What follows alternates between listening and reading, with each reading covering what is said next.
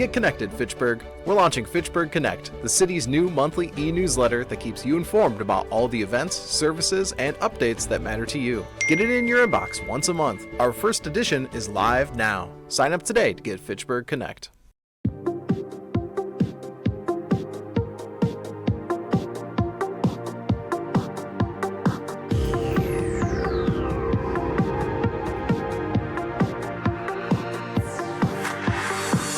Hi, I'm Jeremy Crosby. And I'm Nick Boucher.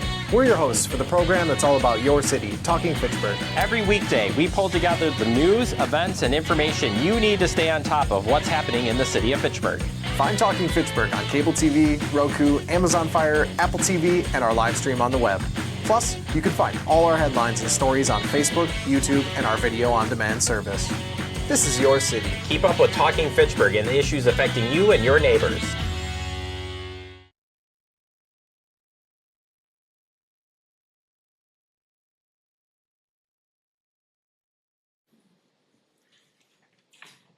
Good afternoon. This is Bob Solner from the district, Madison School District. We'll call the meeting to order of the Joint Review Board. We are in the city of Fitchburg on May 19th, 2025 at 4 p.m.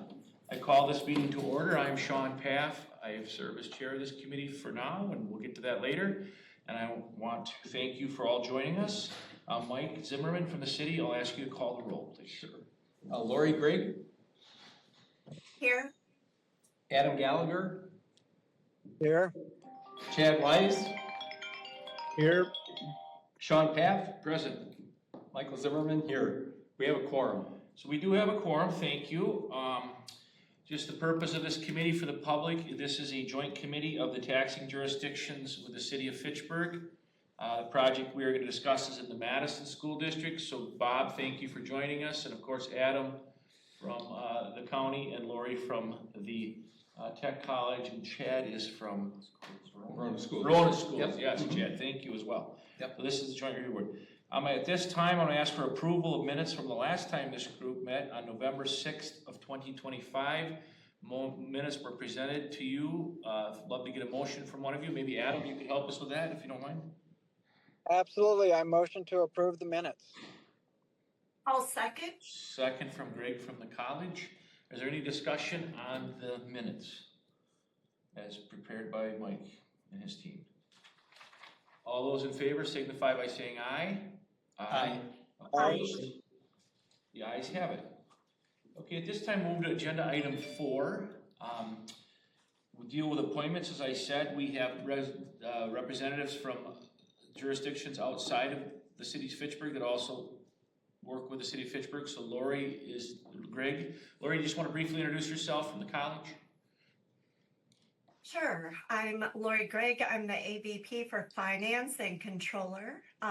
Been there 10 years, so been around a little bit, and thank you for having me. Thank you. Adam, you want to introduce yourself?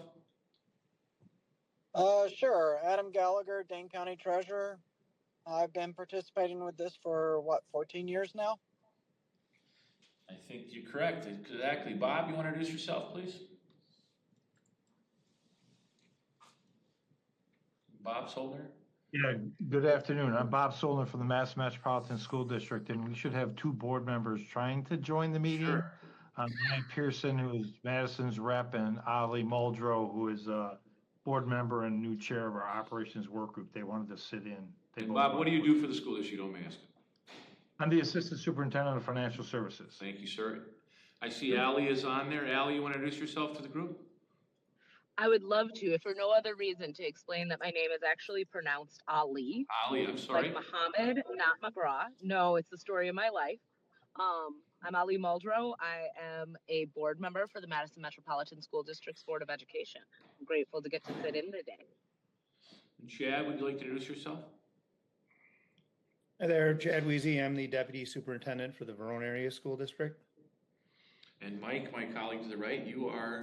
Mike Zimmerman, Economic Development Director, been with the city 30 years. You are the city representative? I'm the city representative on the Joint Review Board. And I am Sean Paff, and the mayor's in the room, and I'm proud that she reappointed me to be on this committee as the at-large member. It's an honor to be on this committee. So there is your quorum, Mike, and who's participating in this. And then sometimes we'll have Oregon schools will have a representative if a project happens to be in that district. Right, and they'll all be at the joint Joint review board review. meeting when we do the annual meeting. And at this time, Mike, do we need elections real quickly on?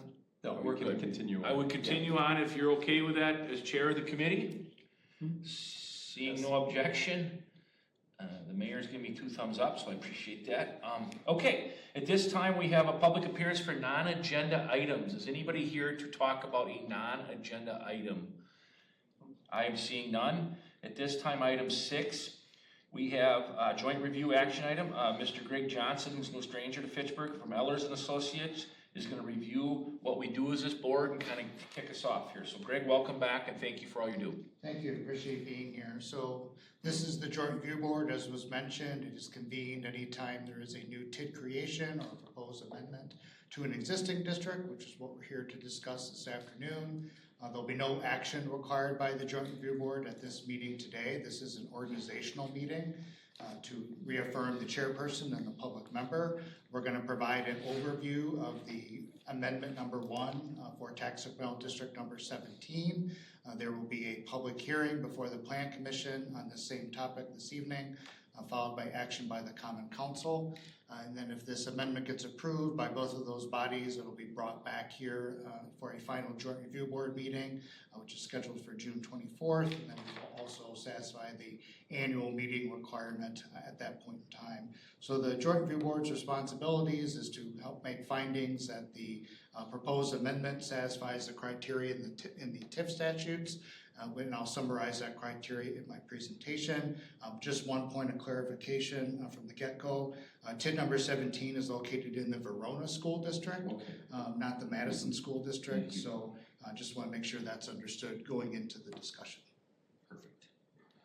Any questions of Greg? Greg, I just one question.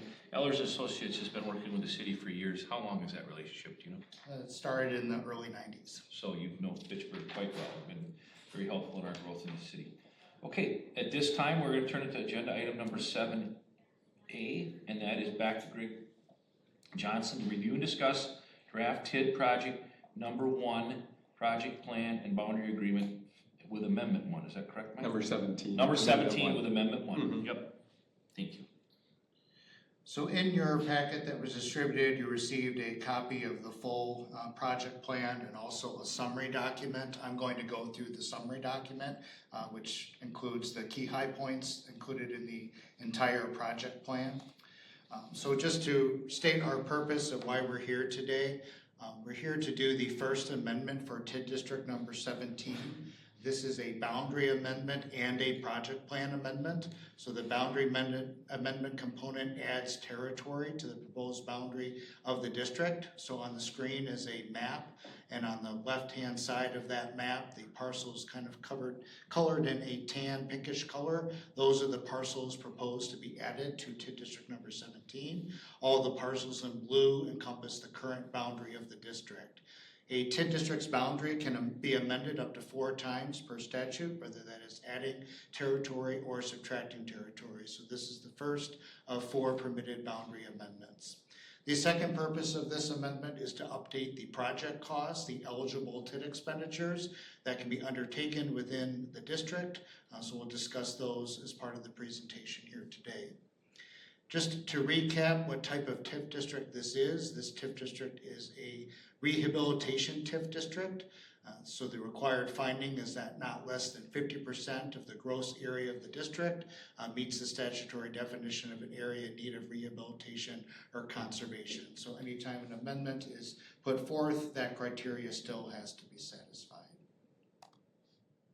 One of the other statutory tests that is in place anytime a TIF district amendment occurs is demonstrating that the city is still in compliance with what's called the 12% valuation test. So what that means is the incremental value of all the city's existing TIF districts plus the proposed base value of the territory being added to this district, those two numbers combined do not exceed 12% of the city's total equalized value. So we'll see based off of the current values as of January 1, 2025, the proposed base value of this district, the city would be at 6.29% of value towards that 12% test. So what that means is the city still has capacity to create additional districts or add territory to existing districts. So legally, the amendment can proceed in terms of compliance with that valuation test. In terms of verifying the rehabilitation finding, that's also a requirement when an amendment is undertaken.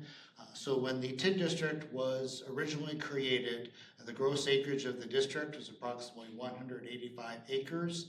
The city had identified approximately 147 of those acres met the statutory criteria of a need of rehabilitation or conservation. When we look at adding in the acreage from the 4 proposed parcels to be added to this TIF district, we see that the percent of area meeting that definition of need of rehabilitation increases to 83%. So well above that minimum 50% threshold that is required. And the primary condition that's satisfied both when the district was created and what's being satisfied as part of the parcels being added to this amendment is condition number 1, which is carrying out plans for a program of voluntary or compulsory repair and rehabilitation of buildings or other improvements. So as you'll see, there's redevelopment opportunities for the acreage that's proposed to be added to the district, which would really help rehabilitate kind of a quarry use that has been on site historically. For reference, we've included some of background information from when the district was originally created. What's listed on this chart is all the original project plan costs that were identified when the TID district was created. What was that year again, Craig? Mike? 2023. 23 or 24. Yeah. It's 2023. Okay, thank you. So the original list here is just incorporated by reference. This amendment does not make any changes to this proposed list. We're just restating what was originally put in the plan as an eligible TID expense. We show what has been spent through the end of fiscal year 2025. And then the far right-hand column included in the project plan is a cash flow analysis. We show when that project cost could be supported based on the projected financial performance of the TIF district. Anytime a TID district is created, it identifies what are eligible TID expenditures, which is what is shown on this chart. Creating a TID district or approving a project plan list does not obligate the city to undertake any of the projects on this list. That requires all separate action by city council. Any development incentive that is awarded is required to have a development agreement in place between the city and the respective developer. So again, this identifies what can be a TID eligible expense if increment sufficient to support the costs. Would the 33,732 administrative, is that paying L or is it, what is that, Mike, that ongoing cost? I'm just curious. The spent through 2025, the admin cost of 33,732. You see that column? This is just kind of the original creation cost of the district and just annual costs that the city incurs. Administrative. Okay. All right. Thank you. This is a map that was included in the original project plan. This corresponds to the previous table, just showed where the proposed projects are located. The kind of area around the district that's kind of shown in red was the half-mile radius around the original boundary. On the prior list, there were several projects identified as falling within the half-mile radius, but were still necessary to help accomplish the objectives of the TIF district. So those costs require a separate approval in the project plan. So again, this is just incorporated for background purposes, no changes to what was included in the original project plan. Now we'll move ahead to what's proposed to be added through this amendment. So in addition to the territory being added, the city is also updating eligible project costs, which can be undertaken within the TIF district. So you'll see a specific listing of anticipated costs and improvements. There's some infrastructure improvements as well as allowances for potential development incentives. So the same comment I made previously applies to this amended project list. Doesn't commit the city to undertaking any of these projects. They would still require separate approval by the city council, and any development incentive would require a development agreement in place.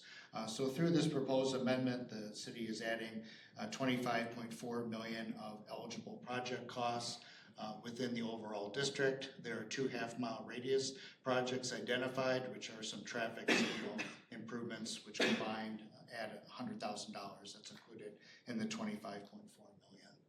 And then, explained in the cash flow analysis, we just show when those projects could be supported based on the financial performance of the district.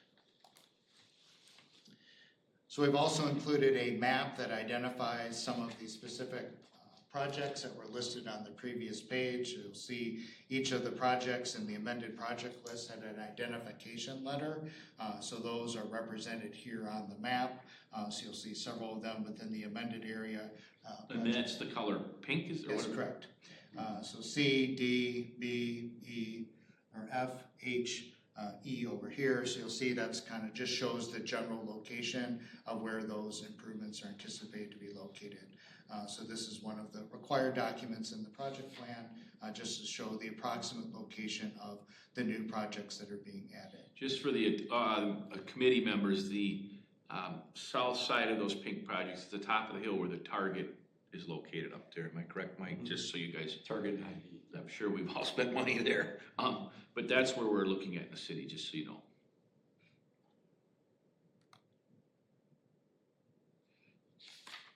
So included in the project plan, and I'll summarize it here in the presentation, is a required financial analysis that illustrates the potential performance of the district.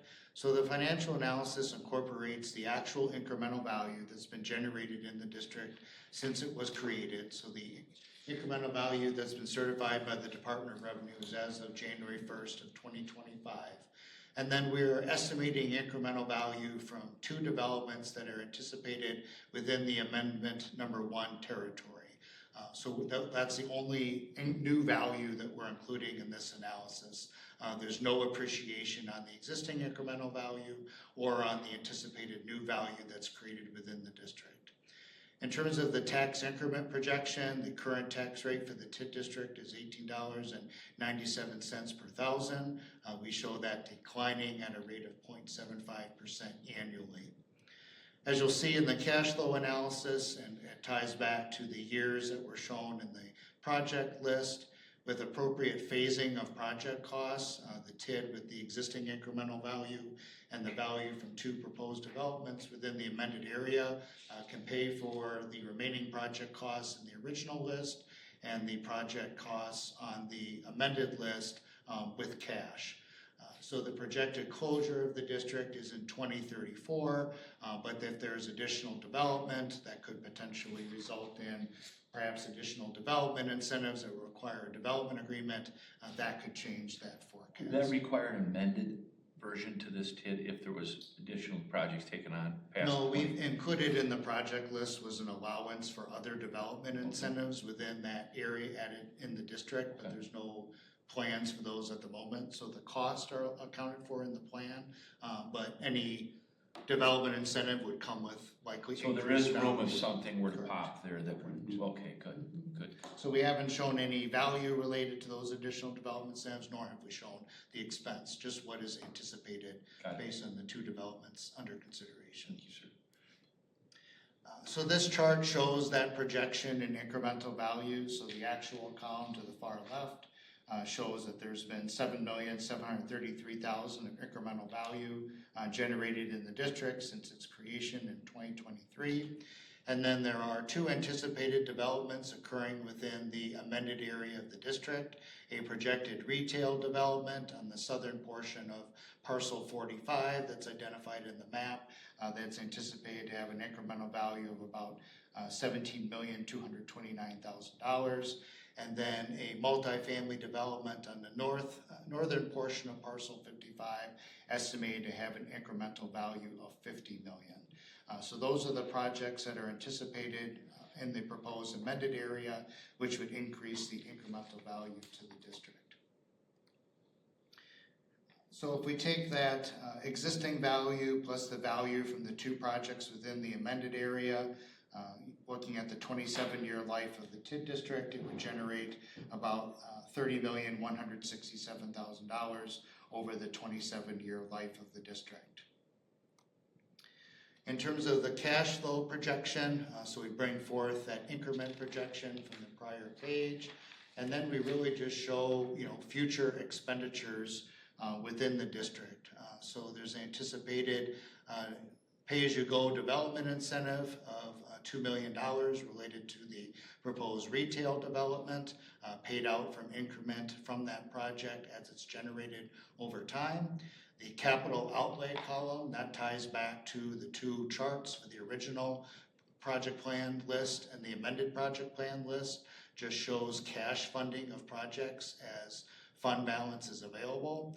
Ongoing allowance for just any professional services costs related in the district, and then just ongoing planning and administrative expense. So even if just the two projects that are anticipated within the amended area of the district proceed and the incremental value that's already been generated within the district, that's projected to satisfy all the project costs in the plan by 2034. So really with kind of a large redevelopment within that amended area early here in the tenure of this TID district really boasts the financial performance of the district, which puts it in a strong cash position to support project costs. As I mentioned, there are allowances in the amended project plan list for additional development incentives within the district. Those would be tied back to additional projects that would generate incremental value, so that could change the projected closure of the district. But this illustrates that really just with projects in the pipeline, the district would be in very strong position to support additional project costs. So that's the overview of amendment number 1. Again, adding territory to the district, increasing eligible project costs. Again, no actions required by the Joint Review Board today at this particular meeting, just giving an opportunity to provide an overview, any initial questions. This will be brought back later if it gets approved by the Plan Commission and the Common Council. We'll stop there. Are there any questions? And before we do that, I just want to introduce Jeff Huntley. Jeff, if you want to briefly introduce yourself, he's here to answer any questions if you have any questions. I'm with Fitchburg Partners. Okay. I'm here to answer questions. Perfect. So we do have someone who can answer any technical questions in the room, and of course Mike can help as well along with Greg. Are there any questions as presented by Ehlers and Associates, the scope of this project? I would just... Yes. I've got one from the Jerome Area School District. Yep. Hey guys, I did notice, and I don't know if this is the time to do this or not, the district now owns 7 parcels kind of right in the heart of the original TID district. We are thinking about a Steak and Shake and maybe a car wash down the road. But if that's not the case, I don't know if you'd want us pulled out or not. Could you walk through what the question is, Greg? What is he asking us here? Or Mike, do you know the answer to the question? I didn't understand. So you're saying there's 7 parcels that the Verona School District owns within the existing TID prior to this amendment, correct? Yeah, that's correct. Right on King James Way. Michael will know exactly where they are. I can't zoom in right there. Yep. It looks like 23 and so forth. In your question. And I think we're fine staying in it. I don't think it really matters, but the district does own, and the county owns the kind of the 8th parcel on that block, and I noticed they're now kind of boxed out of that blue TID district. So I don't know if it makes sense to amend it at this time so we're no longer in it. Okay, because they're tax exempt parcels. Yeah. What has been the policy of this? So the question of the group is the school district property is tax exempt? Would it make sense to cleave them out of this project now once we're going to amend it? Is that correct, Mike? Yeah. What has been the city's policy on that? I'm sure that's not the first time we've come up with this. I mean, usually when there's tax exempt properties included in the TID district is to maintain a contiguous boundary. So that's usually the primary consideration, because yes, it wouldn't generate any incremental value. So it's really about, but if you subtract parcels, it counts as one of your boundary amendments as well. So I mean, it's always something that could be addressed going forward if there's other boundary adjustments that need to be proposed. You need these for contiguous. Yeah, right now. Yeah, so the city administrator weighed in to say we would need to keep the parcels in, Chad and others, to keep the boundary contiguous. Yeah, and that makes total sense. And I think we're indifferent whether or not you amended it or not. I just wanted to at least surface it that, yeah, we don't pay property taxes and now we're kind of right in the middle of the tape. Totally fair. Thank you for flagging that. Yep. Any other questions at all as presented? I just continue to just brief discussion.